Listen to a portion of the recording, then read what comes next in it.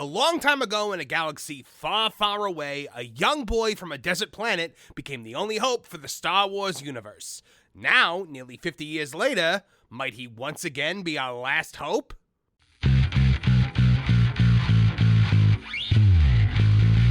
Hello, I'm Marvin, and I'm the Movie Monster.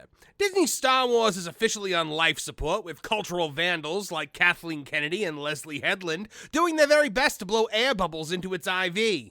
But recent insider rumors have started to swirl around the franchise, stating that Disney's big plan to save this $4 billion investment might be to turn back to Luke Skywalker, featuring him prominently in upcoming projects to drum up fan interest. But is it too little too late? Would Kathleen Kennedy ever allow this white male to once more be the centerpiece of her Star Wars universe? Let's explore together.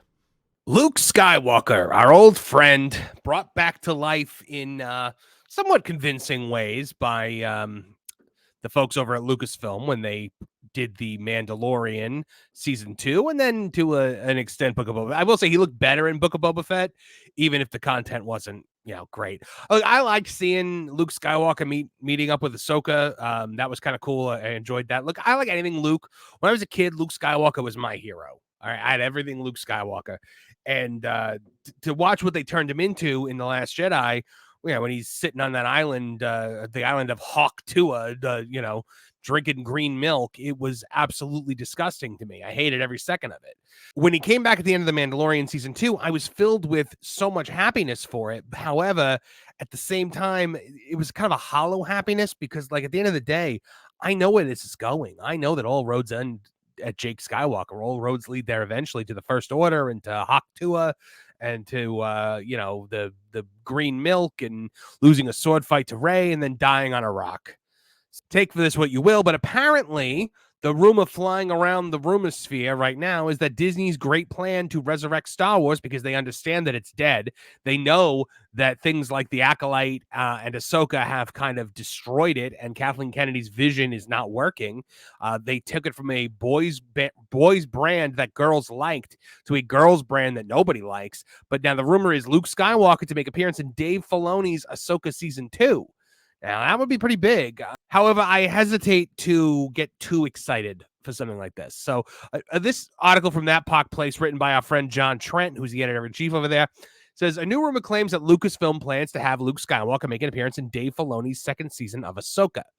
This latest rumor comes from Scooper WW Pro, our good friend. We were actually on this video with him, who detailed in a recent video upload, according to a source that I have, Dave Filoni may be preparing to have Ahsoka now defeat Abeloth in Ahsoka Season 2. Or at least face off with her. I'm not sure what the result will be, but I'm hearing that Luke Skywalker will make an appearance, whether or not he is part of the fight. Ahsoka seems to be the one that will be taking down Abeloth, but this is also related to the Mandalorian movie. So you're fighting Abeloth. So Abeloth, for those of you guys that don't know, Abeloth was a extended universe character. She is, as Mara Jade Skywalker said, she is ancient and powerful and dangerous, very dangerous, but you're onto her now. She is never what she appears. Remember that.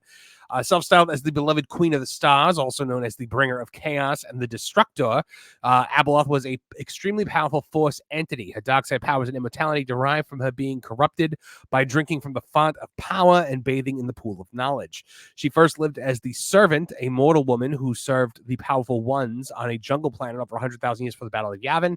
She eventually became the Mother, keeping the peace between the father's warring son and daughter. So these are the family of Mortis.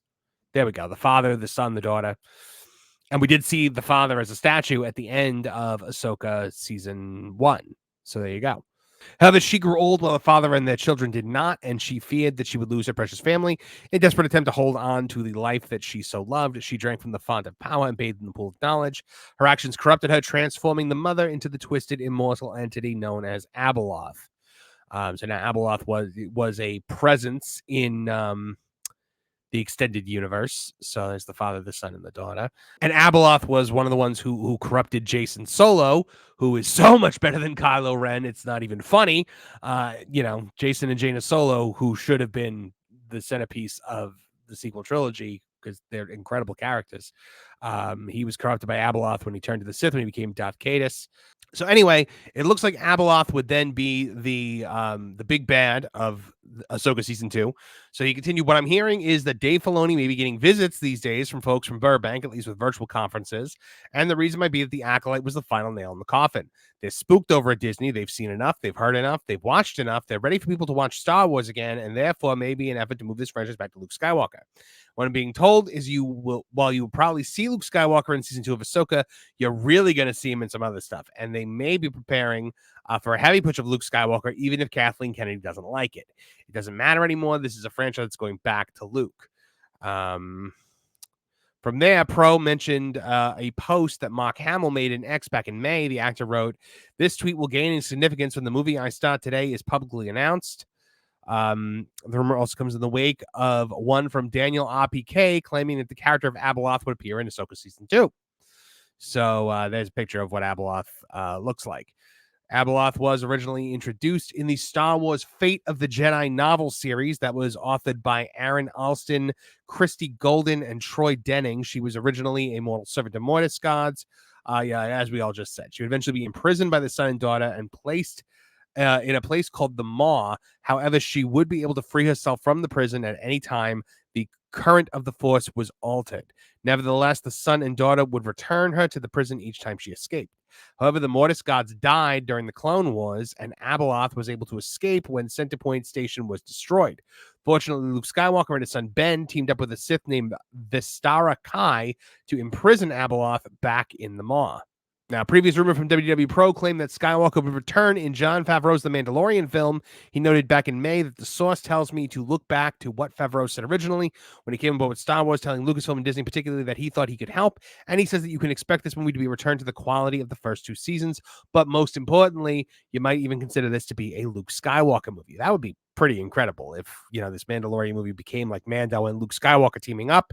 You could eventually put him into the Heir to the Empire movie as well and have him go up against Thrawn, which I think people would love to see. But, it's a question of whether or not they'd allow that.